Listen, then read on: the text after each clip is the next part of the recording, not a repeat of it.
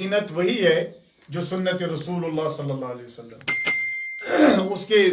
उसके अलावा अगर कोई इजाफा किया जाएगा तो वो बिदअत में शुमार होगा।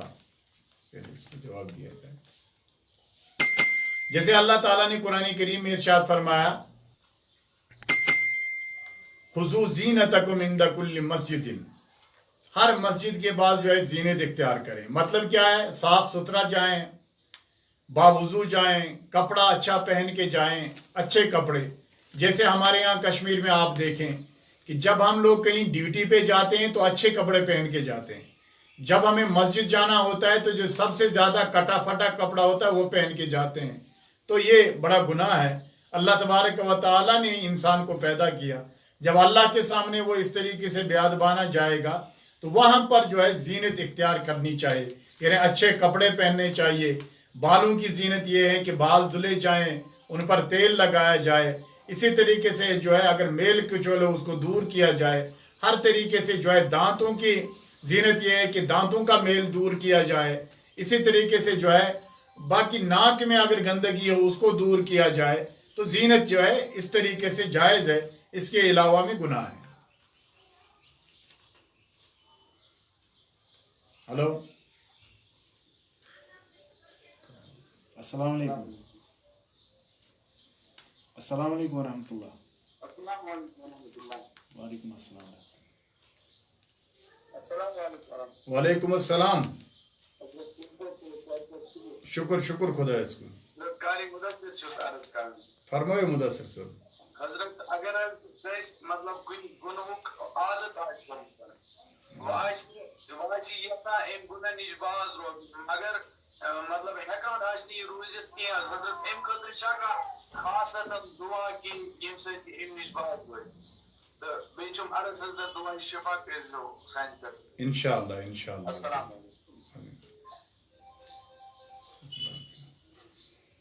मेरे भाई कारी मुदस्सिर साहब का सवाल यह है कि कोई अगर किसी गुनाह का आदी हो तो उसको तर्क करने की कोई दुआ ऐसी है कि वो छूट जाए। हाँ, बहुत सारी दुआएं हैं, रसूलुल्लाह सल्लल्लाहु अलैहि वसल्लम ने फरमाया है बहुत सारी दुआओं में। एक दुआ है, अल्लाहुम्मा इन्नी अऊज़ु बिका मिन मुनकरातिल अखलाक वल आमाल वल अहवा। इसको याद किया जाए। और इस तरीके से जो है दूसरी बात जो सबसे ज्यादा मैं आपके सामने अर्ज करना चाहता हूं कि कुरान करीम की सूरह काफ जो है, काफ सूरह काफ को पढ़ा जाए, जिसमें अल्लाह तबारक व तआला ने आमाले नेक करने वालों के बारे में जो है हुक्म क्या फरमाया और जहन्नमियों के बारे में क्या कहा, और वहां पर इंसानी हरकत व सकनात के बारे में अल्लाह ने सूरह काफ में बयान किया है। तो मैं कहूँगा कि जो ऐसा फर्द हो कि किसी गुनाह का आदी हो तो वो सूरह काफ को माना के साथ तिलावत करे। उसको खुद ही एहसास हो जाएगा कि मैं अपने रब के सामने कैसा इंसान हूं। तो उम्मीद है कि वो पढ़कर इंशाअल्लाह वो गुनाहों से दूर रहेगा। हेलो,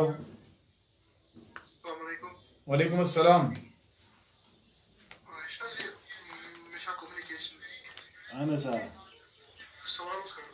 करियो मुफ्ती साहब बोजान। मुफ्ती साहब बोजान। वालेकुम अस्सलाम। फरमाएं क्या सवाल है? हमारा सवाल ये कि जो ये कोरोना वायरस जब से आया ना हजरत जी, तो हम यहाँ पे जुमा नहीं पढ़ रहे हैं वारीपुरा में जी, तो इस सिलसिले में हमारे कुछ बुजुर्ग गए थे आसपास के गांव में जुमा पढ़ने के लिए। जी, तो फिर वहाँ पे उन्होंने वो थोड़ा बहुत वो उनके कलाम से किया कि यहाँ मत आया करें, वो है वहाँ से स्ट्रिक्टनेस है। तो इस सिलसिले में हम क्या करें सर? देखिए, मैं आपसे यह अर्ज करना चाहता हूँ, इंशाल्लाह आप देखें सुने, मैं इसका जवाब देता हूँ। जुमा उज़र की वजह से जब जो है जुमा मना किया गया कि जुमा में कुछ ही लोग पढ़ सकते हैं, बाकियों के बारे में उलमाए किराम ने कहा कि वो जोहर अदा करें, तो ज़बरदस्ती मुझे समझ में नहीं आता है कि लोग जुमा क्यों पढ़ना चाहते हैं। जब कहा गया फिर तो मुजरिम, सबसे बड़े मुजरिम उलमा होते जो इस चीज़ को बताते कि जुमे के दिन जोहर पढ़ें। इसलिए जो है जितने लोग जुमा पढ़ सकते हैं मुमकिना हालात में उतने पढ़ें, और बाकी हजरात जो है जुमे के दिन जोहर अदा करें, अपने घरों पे जो है जोहर नमाज अदा करें। अगर मुमकिन है जुमा पढ़ना तो वो नूर नाला नूर, फिर आप जुमा पढ़ें, लेकिन मुमकिन नहीं है तो फिर ऐसे हालात में गुनाहगार भी नहीं होगा इंसान जो जुमा नहीं पढ़ता है, सिर्फ जोहर पढ़ता है, इसलिए जोहर अदा करे। ये क्या है, क्या सफूफ में फासला लिखना जायज है या नहीं? सफूफ में फासला रखना, सफों में फासला रखना जायज है या नहीं, ये भी एक सवाल है। मैंने आपसे एक कायदा आप याद कर लें, तमाम सवालों का जवाब, जो नए सवाल पैदा होंगे उनका जवाब यही है। फिक़ही कायदा है अज़रूरत तबीहुल महज़ूरात, ज़रूरत जो है मना चीज़ों को भी जायज़ करार देती है। जैसे सफ़ों में फैसला तो नहीं रख सकते हैं, लेकिन आज जो है मेडिकल साइंस के माहिरों ने ये कहा कि कोरोना वायरस जो है ये एक दूसरे को हो जाता है, दूसरे पर असर अंदाज हो जाता है, इसलिए जो है उलमा ने फरमाया कि सफ़ों में फैसला रखा जा सकता है, और ये इज्तिहाद है, इज्तिहादी मसला है।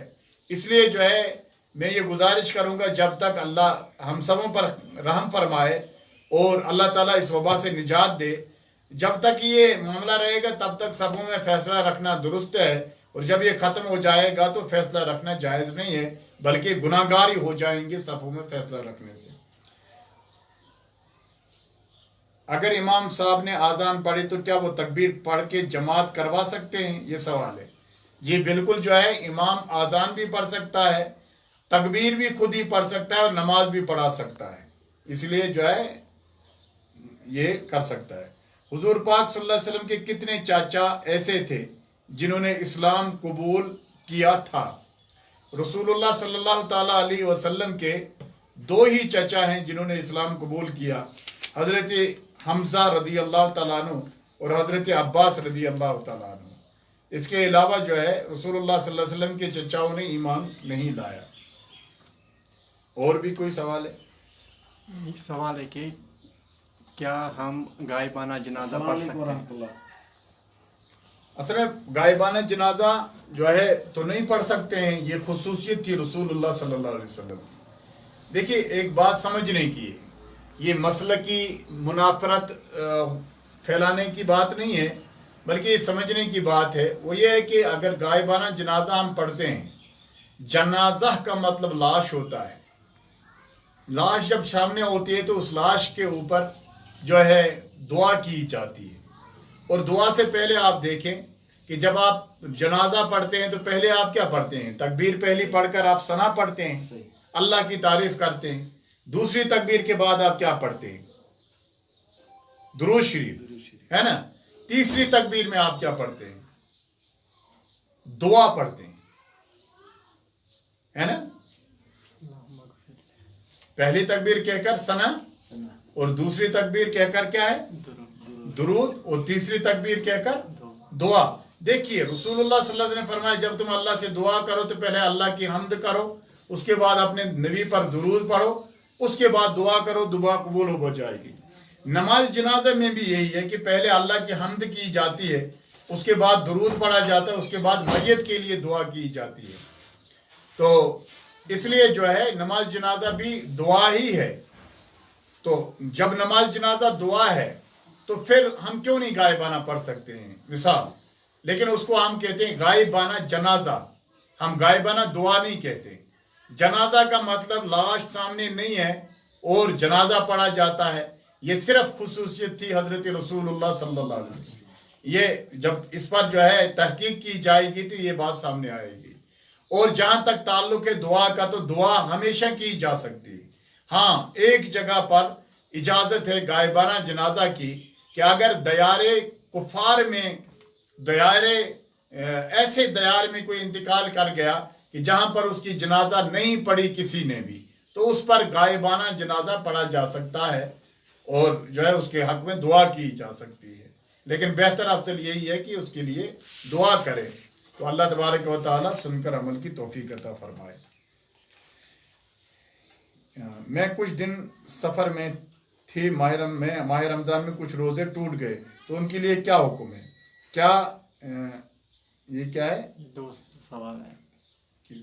अच्छा, पहला ये पहला सवाल ये है कि क्या रमजान शरीफ में छूटे हुए रोजों का क्या हुक्म है? अफजल तो उनका ये हुक्म है कि जब जब आपको मौका मिले आप रखते जाएं, आप जो है अदा करें उस आने वाले रमजान से पहले पहले। लेकिन अपने दिल में ये रखें कि अल्लाह ताला खैर करे कि मौत का इंसान को पता नहीं होता है, इसलिए जो अल्लाह तबारक व तआला के फ़र्ज करदा अहकाम है उनको जल्दी अदा करना चाहिए। तो लेकिन ऐसी भी हालत नहीं होनी चाहिए कि आप परेशान हो जाएं। आप जो है इन रोज़ों को जो है रफ्ता रफ्ता अदा कर सकते हैं रमज़ान शरीफ आने से पहले पहले। और दूसरा सवाल ये है कि क्या बदअकीदा के पीछे नमाज जायज़ है या नहीं, ठीक है या नहीं। ये याद रखना चाहिए कि हम किसी भी बंदे को जो है जल्दी फटाफट जो है कोई भी बदअकीदा करार नहीं दे सकते जब तक उसके लिए तहकीक ना हो, ठीक है। जिसके बारे में तहकीक हो जाए कि ये तहकीक करने वाला कौन है, पहले ये आप सवाल का जवाब सुनो।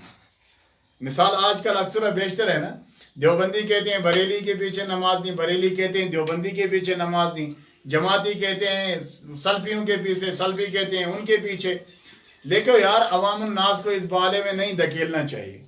इस बारे में तहकीक वही बंदा करेगा जो तहकीक के लायक हो, और उसे जब तहकीक हो जाएगा ये बदअकीदा है तो उसके पीछे, बदअकीदा के पीछे कुरान और सुन्नत के मुताबिक नमाज नहीं है। लेकिन बदअकीदा कौन, किसी को नाम देने से बदअकीदा नहीं होता है जब तक कि उसके अंदर बदअकीदगी ना हो। इसलिए तहकीक जो है उलमाए किराम जो है हक परस्त उलमा के साथ जो है वाबिस्ता रहें, जिनको खौफ आखिरत हो। वह हर एरे गहरे को जो है बदअकीदा ना कहें, हर मुसलमान को बदअकीदा ना कहें। जो बदअकीदा हो वाकई उसके पीछे नमाज नहीं होती है, लेकिन किसी भी बंदे को बदअकीदा करार देना ये भी दुरुस्त नहीं है। ताला सुनकर अमल की तौफीक अता फरमाए। एक और सवाल है, क्या अजान से पहले सलाम पढ़ सकते हैं? वालेकुम अस्सलाम वरहमतुल्लाह। मैं अमरारा से अर्ज कर रहा हूँ। जी हाँ, अगर किसी को शरीर होकर हो खारिज होता हो जी तो क्या वो कुरान की तिलावत या मुताला कर सकता है? अगर कि उसके यानी कि 15 मिनट 30 मिनट भी वुज़ू नहीं रखता है, क्या उसी वुज़ू के वो ब्रेकफास्ट की तिलावत या मुताला वगैरह कर सकता है? हाँ, वो वुज़ू करे, एक टाइम के लिए वो वुज़ू करे, अपने दिल में रखे कि इतने टाइम मुझे कुरान पढ़ना है, उतने टाइम जो है उसको गुनाह नहीं होगा। मिसाल के तौर पर उसका ये होगा कि वो कहेगा मुझे 1 घंटा तिलावत, वुज़ू पर उसी हालत में तिलावत करना जायज़ होगा। उसके अलावा करेगा तो गुनाहगार होगा। इसलिए टाइम टाइम वुज़ू करके जो है वो तिलावत कर सकता है। जी जी अगर कोई अपनी बीवी को बार बार ये कहे कि जाओ अपने मायके जाओ, यहाँ आपका कोई ठिकाना नहीं है, या उसको डांटे कि आप मेरी बीवी नहीं हो, मैं आपको यानी कि बेटी जैसी कदर करता हूँ, या धक्का देकर मारे कि आप अपने मायके जाओ, मुझे आपके साथ कुछ नहीं है, ऐसे कुछ अमराज से ऐसे, तो क्या निकाह पर कुछ असर पड़ता है? जी हाँ, इंशाल्लाह जवाब आपको मिलेगा, आप सुने इंशाल्लाह। ये भाई ने कहा कि जो है कोई अपनी बीवी को बार बार कहे मेके जाओ जो है, ये तो उसको जो है उसकी नीयत पर डिपेंड है। अगर वो हो जाएगी जो है इसी तरीके से जो है वो मारता है और उसको कहता है मैं आपको बहन की कदर करता हूँ। बहन की कदर करने का मतलब क्या होता है, तो ये तो उसका लघु कलाम है, वो क्या कहना चाहता है। अगर वो ये कहे कि मैं आपको अपनी बहन की तरह समझता हूँ तो फिर तो ये ज़िहार हो जाएगा, और ज़िहार में जो है उसको जो है तब तक अपनी बीवी से कुर्बत की इजाज़त नहीं है जब तक कि वो 60 मिस्कीनों को खाना ना खिलाए। इसलिए कुरान सूरह मुजादला इस बारे में तिलावत की जाए। वालेकुम अस्सलाम। शुक्र जी, फरमाइए बिलाल साहब क्या हुक्म है? जी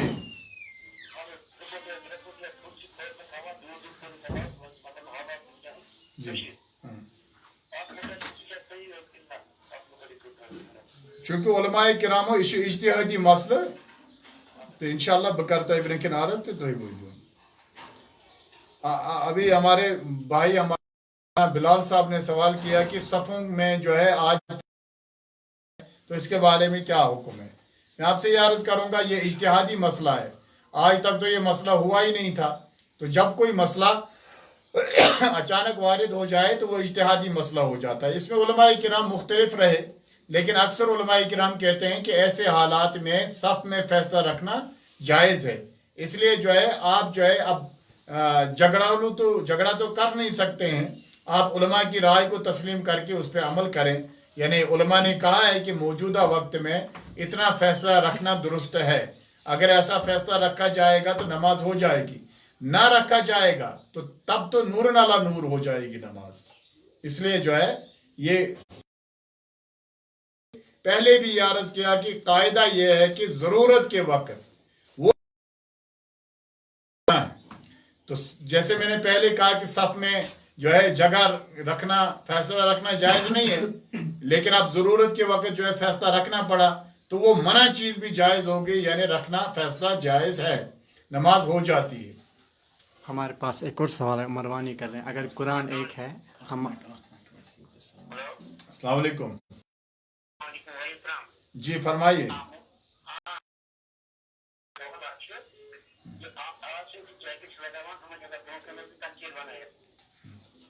جی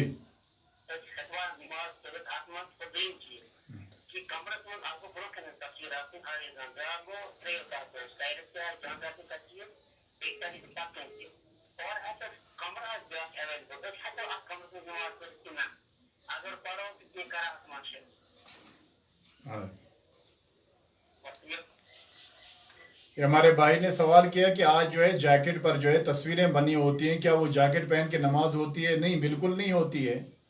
رسول اللہ صلی اللہ علیہ وسلم کے سامنے ایک دن جو ہے دروازے پہ یا کھڑکی پہ پردہ لٹکایا گیا تھا تو اس پر نبی پاک صلی اللہ علیہ وسلم نے کراہت ظاہر فرمائی. تصویر کا تو بڑا حکم ہے, تو اس لیے جو ہے تصویر والے کپڑے پہن کر نماز درست نہیں ہے.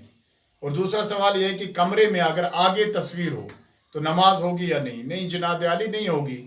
چونکہ اب علماء کرام کہتے ہیں کہ اب اس میں اختلاف کرتے ہیں, یہ تصویر نہیں ہے, تصویر وہ ہے جو ہاتھ سے بنائیں گے, یہ تو تصویر کا عکس ہے. یہ پھر علماء کا اختلاف ہے لیکن علماء نے لکھا ہے اگر اس کو نماز نہیں ہوگی جہاں پر تصویر ہوگی, وہاں پر تو رحمت کے فرشتے بھی داخل نہیں ہوتے ہیں.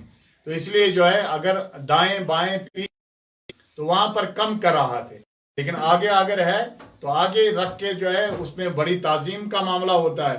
اس لیے جو ہے نماز آگے رکھ کے تصویر نہیں ہوگی چاہے لڑکی کیوں نہ ہو. اس لیے علماء نے لکھا ہے وہ مکروہ تحریمی واجب الاعادہ نماز ہے.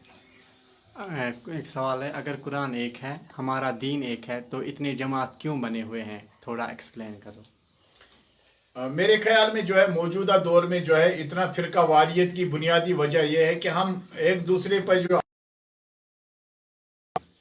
اگر ہم لوگ پہلے ملیں, بات چیت کریں, مسائل کی گفتگو شنید کریں, ویڈیو شوٹنگ نہ ہو اور ایک دوسرے کو تو یہ سب فرقہ واریت ختم ہو جائے گی. میرے خیال میں فرقہ واریت کی بنیادی وجہ نفسانیت ہے, اور نفسانیت کو دور کیا جائے.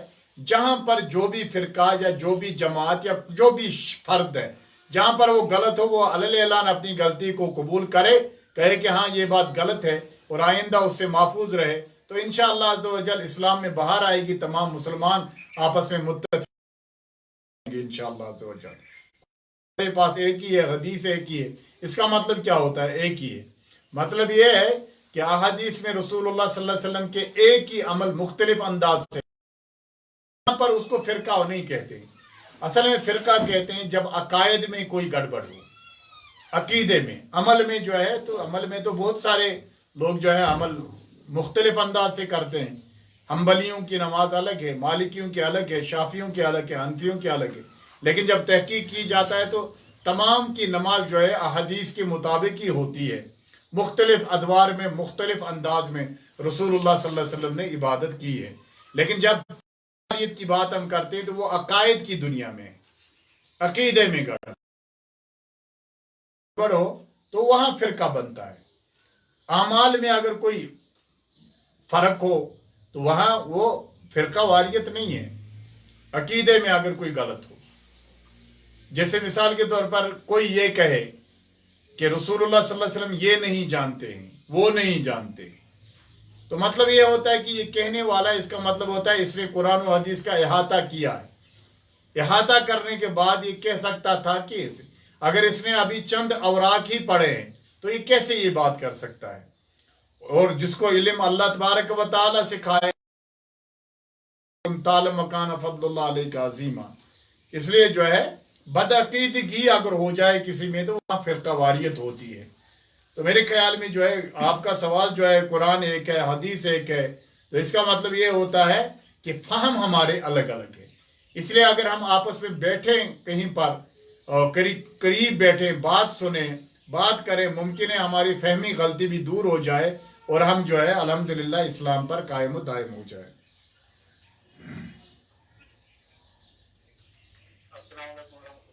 وعلیکم السلام ورحمۃ اللہ. فرمائیے کیا؟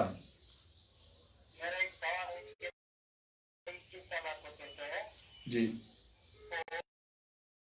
یہ ہے اگر شریعت نے کسی انسان کو، کسی شخص کو محجوب قرار دیا ہے، کیا اس کے پیچھے نماز ہم پڑھ سکتے ہیں؟ کیا قرار دیا ہے؟ مجذوب. جی مجذوب. اچھا ٹھیک. کیا اس کے پیچھے نماز؟ جی ٹھیک ہے.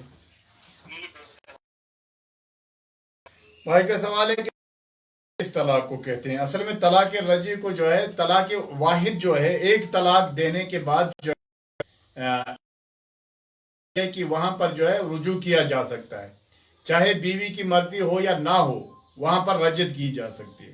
طلاق بائن وہ طلاق ہوتی ہے کہ جہاں پر عدت سے پہلے جو ہے شوہر رجوع کر سکتا ہے، لیکن عدت کے بعد جو ہے بیوی کی رضا پر منحصر ہے کہ وہ دوبارہ اس کے ساتھ رہے گی یا نہیں رہے گی. اس لیے جو ہے طلاق رجعی جس میں رجوع کیا جاتا ہے اس میں بیوی کی رضامندی ضروری نہیں ہوتی ہے، اس کو طلاق رجعی کہا جاتا ہے. کیا اذان سے پہلے سلام پڑھ سکتے ہیں؟ کیا اذان سے پہلے سلام پڑھ سکتے ہیں؟ یہ اصل میں ادھورا سوال ہے. سوال ہونا چاہیے کیا اذان سے پہلے درود و سلام پڑھ سکتے ہیں؟ تو بالکل پڑھ سکتے ہیں، جائز ہے، بلکہ بہتر ہے. جی ہلو، وعلیکم السلام. شکر جناب. جی فرمائیں.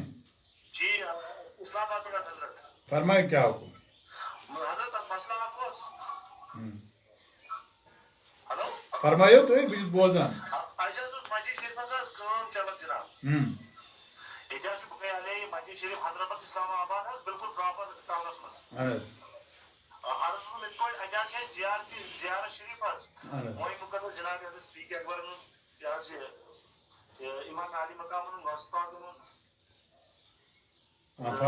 کرے میں تھوڑا فرینڈس ٹائپس پہ تھوڑا الماری بنائی گوڈنکہ صفس بالکل یہ پائس مز پائے گھن بنائی وی کرے تھوڑا دے وسط سہ کیا گو گوڈنکہ صفس تام گوڈنکہ صفس کھیت 3 نفر من جائے ات مز کیا شریع نقطۂ نظر ورنو پہ. اہن حظ یہ شرن اس شخص جو اگر وہ مسجد شریف وقف چونکہ مسجد وقف الوقف لا یوقف تیتس کالس بن مسجد کی یتس کالس سہ وقف گھس. یل یہ وقف گو خدا سند خاطر تات مز ہیکو نہ کرت انٹرفیئر کہین. مثال کے طور پر اللہ تبارک و تعالیٰ کی رضا کے لیے کسی نے زمین کو وقف کیا، وہاں مسجد بنی. اب بھائی کا سوال یہ ہے کہ موئے مبارک کے لیے امام علی مقام کو موئے مبارک، حضرت صدیق اکبر رضی اللہ تعالیٰ عنہ کا موئے مبارک اور بھی تبرکات ہیں، اس میں جو ہے مسجد کی ایک صف انوالو ہو گئی وہاں الماری بنانے میں. اس لیے شرعن یہ جائز نہیں ہے. ایسے الماری بنانے والے مسجد کی صف میں گناہ گار ہیں اگر وہ مسجد ہے. اگر وہ زیارت ہے تو جائز ہے، یعنی اسی کے لیے مخصوص جگہ ہے. تو مسجد کی صف اس میں انوالو کرنا یہ جائز نہیں ہے. اور ایک میرے بھائی نے پوچھا تھا سوال کہ مجذوب کے پیچھے جس کو شریعت مجذوب قرار دے اس کے پیچھے نماز پڑھ سکتے ہیں یا نہیں. تو اس کے لیے اس کے پیچھے مجذوب وہ ہوتا ہے کہ جو اپنے جو ہے کیا کہتے ہیں دماغ کی حالت میں نہ ہو, درست نہ ہو, اپنے حالات میں ٹھیک نہ ہو. اس لیے ایسے امام کے پیچھے نماز جائز نہیں ہے جو جس کی دماغی کنڈیشن درست نہ ہو. شریعت اگر مجذوب کسی کو قرار دے تو وہ ان حالات میں نہیں ہوتا ہے کہ وہ فرائض اور واجب, اس لیے ایسے امام کے پیچھے نماز نہیں ہے. ایک اور سوال ہے, اگر ہم نماز میں ہیں تو نبی صلی اللہ علیہ وسلم کا نام پاک سنیں, کیا ہم درود شریف پڑھنا چاہیے نماز میں پڑھ سکتے ہیں؟ دیکھیے اصل میں ہوتا ہے درود تو نماز میں ہم آلریڈی پڑھتے ہیں, لیکن اگر ہم نماز میں سنیں تو یہ خارجی آواز ہم نے سنی. یعنی ایک تو ہوتا ہے نماز میں ہی ہم بیٹھے ہیں عطیات میں, وہاں پر ہم درود پڑھتے ہیں تو کوئی یہ کہے کہ, لیکن یہ بتاؤ کھڑے ہو کے جہاں الحمد پڑھنا وہاں درود نہیں پڑھنا, جہاں رکوع میں تسبیح پڑھنی وہاں درود نہیں پڑھنا, جہاں سجدہ کرنا ہے وہاں درود نہیں پڑھنا, عطیات میں درود پڑھتے. خارج میں نماز نہ پڑھتا ہو کوئی اور اس نے آواز لگائی رسول اللہ کے نام کی صلی اللہ علیہ وسلم, تو نماز میں اگر کسی نے سنی اس کو درود نہیں پڑھنا ہے, وہاں اس کو صرف عطیات میں ہی درود پڑھنا ہے. لیکن چونکہ جب ہم کہتے ہیں سوال ہوتا ہے کہ تو ہم کہتے ہیں نیت دل کا نام ہے, جب دل سے نیت کی جا سکتی ہے تو دل میں اگر کوئی درود پڑھے تو وہ گناہ گار نہیں ہے. اس لیے جو ہے نماز میں اگر خارجی آواز سن کر درود پڑھے وہ درست نہیں ہے. جی جی ایک اور سوال ہے, کیا دیوبندی بدعقیقہ نہیں ہے؟ دیکھیے ہمارا یہ کہنا ہے کہ ہمارے بڑے علماء اکابر کا بھی کہنا ہے. اس سوال کا جواب تو میں نہیں دیتا اس وقت جو کہ تنگ وقت ہے, تو لیکن تاہم میں آپ کو سمپل انداز میں کہوں گا. ہمارے اکابر علماء نے یہ لکھا ہے کہ ہر دیوبندی جو ہے کیا کہتے ہیں بدعقیدہ نہیں ہوتا ہے, کیونکہ ایسا شخص بن جاتا ہے جس کو بریلویت کا پتہ نہیں لیکن وہ ظاہری حالات میں ان کے ساتھ چلا جاتا ہے. دیوبندی وہ ہوتا ہے جو ظاہری حالات دیکھ کر جو ہے چلا جاتا ہے. اصل میں ان چیزوں کے ڈیپ جو ہے مسائل کا پتہ نہیں ہوتا ہے, اس لیے جو ہے ہر دیوبندی کو ہم بدعقیدہ نہیں کہہ سکتے ہیں. صرف اس دیوبندی کو کہہ سکتے ہیں جس نے جو ہے واقعی اپنی کتابوں میں بدعقیدگی کی ہے, اور جس نے یہ بدعقیدگی پڑھی اس کے بعد تسلیم کی وہ بھی بدعقیدہ ہے. عام حالات میں ہر دیوبندی کو ہم جو ہے بدعقیدہ نہیں کہہ سکتے. اسی کے ریلیٹڈ ایک اور کوشچن ہے, کیا ہم دیوبندیوں کے پاس فتویٰ لانے کے لیے فتویٰ لایا جا سکتا ہے؟ مفتی تو صرف بریلیوں میں نہیں ہوتے ہیں, مفتی تو ہر ایک میں ہوتے ہیں, جماعتیوں میں دیوبندیوں میں مفتی ہیں, اہل حدیث میں مفتی ہیں. اس لیے کیوں نہیں لایا جا سکتا ہے فتویٰ؟ اختلاف تو مسائل اور کیا کہتے ہیں عقائد میں ہے. ایک اور سوال ہے, وراثت کے شرعی احکام کیا ہے بیٹی کے لیے؟ دیکھیے اصل میں یہ سوال ان کو جو سوال کرنے والے ان لوگوں کو لگتا ہے کہ یہ بڑے آسان سوال ہیں, لیکن یہ بڑے تحقیقی سوال ہوتے ہیں. بارے میں یہ کہا گیا ہے تو بڑا لمبا اس کا جواب, لیکن یہ ہے کہ بیٹے کے مقابلے میں اس کو آدھا دیا جائے. اب کبھی اس پر اعتراض ہوتا ہے کہ آدھا ہی کیوں, پورا کیوں نہیں دیا جاتا ہے؟ جیسا بیٹے کو اگر ایک حصہ دیں گے تو بیٹی کو آدھا دیں گے, کیونکہ آدھا جو ہے آلریڈی اس کے شوہر کے ذریعے سے اسے مل جاتا ہے, وہ بھی ایک کے حصے میں آ جاتی ہے. لیکن جو ہے وراثت سے بیٹی کو محروم کرنا بہت بڑا گناہ ہے. ایک اور سوال ہے اسی کے ریلیٹڈ, اگر بیٹوں کو وراثت سے محروم کیا جاتا ہے تو اس پہ تھوڑی سی روشنی ڈالیے. بیٹوں کو وراثت سے اصل میں جو اس کا پراپرٹی کا مالک ہوتا ہے وہ تو گناہگار ہو جائے گا محروم کرنے کے لیے, لیکن وہ کر سکتا ہے. گناہگار تو ہوگا لیکن محروم کر سکتا ہے.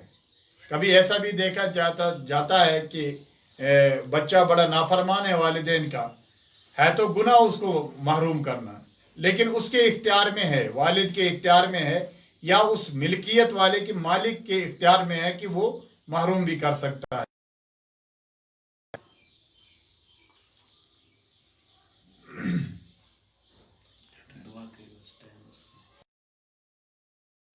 سیدنا محمد وصحاب سیدنا محمد وبارک وسلم صلی اللہ علیہ وسلم. ربنا آتنا فی الدنیا حسنۃ وفی الآخرۃ حسنۃ وقنا عذاب النار. اللهم ارحمنا بالقرآن واهدنا بالقرآن وعافنا بالقرآن اللهم نجنا من الغم اللهم احفظنا من جميع المصائب والآلام اللهم إنا نعوذ بك من جهد البلاء ودرك الشقاء شماتة الأعداء ربنا اغفر لنا ولإخواننا الذين سبقونا بالإيمان ولا تجعل الذين آمنوا ربنا إنك رؤوف رحيم یا اللہ جنہوں مولا ان کو شفا عطا فرما یا اللہ حاضر شفا عطا فرما یا اللہ یہ کرونا وائرس کی جو مولا اس سے امت مسلمہ کو اور پوری انسانیت کو محفوظ و مامون فرما اے رحم فرمانے والے میرے مولا مسجدوں کو دوبارہ زینت عطا فرما یا اللہ میرے مولا کریم ہمیں دوبارہ مسجدوں میں لے جا یا اللہ مسجدیں ہمارے لیے کھول دے یا اللہ ہمیں قرآن و سنت پر عمل کرنے کی توفیق عطا فرما یا اللہ ہمارے حاجات کو پورا فرما مولا رحم و کرم فرما ایمان میں برکت عطا فرما اعمال صالحات میں برکت عطا فرما بد اعمال سے محفوظ فرما برحمتک یا ارحم الراحمین۔ لاسٹ میں ایک اور سوال ہے، کیا ہم پراپرٹی بیچ کر حج کر سکتے ہیں؟ پراپرٹی جس کے پاس جو ہے اتنی زیادہ پراپرٹی ہو اس کو مجبور تو نہیں کیا جاتا ہے اس کے لیے، لیکن اگر وہ بیچے تو گناہگار کی نہیں ہوگا اگر زیادہ ہو، اور اگر اس کے پاس کم ہے کہ اس کے اولاد محروم رہیں گے تو اس پر حج ہی فرض نہیں ہے تو وہ ایسا کرے گا تو گناہگار ہوگا۔